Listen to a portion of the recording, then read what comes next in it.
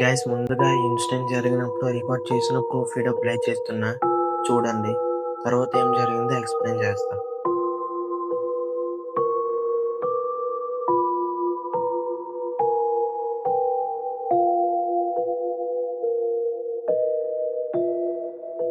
ఈ incident foreign కంట్రీలో జరిగింది. అసలు స్టోరీ ఏంటంటే, ఇద్దరు ఫ్రెండ్స్ ఉన్నారు. వాళ్ళిద్దరూ చాలా క్లోజ్గా ఉండేవాళ్ళు. సడన్గా వాళ్ళిద్దరిలో ఒక అమ్మాయి యాక్సిడెంట్లో చనిపోయింది. ఆ తర్వాత నుండి తన ఆత్మ తన క్లోజ్ ఫ్రెండ్ అయిన ఈ అమ్మాయితోనే కలిసి ఉండేది. ఒకరోజు ఈ అమ్మాయి వాళ్ళ నాన్న సడన్గా ఆ అమ్మాయిని చూశాడు.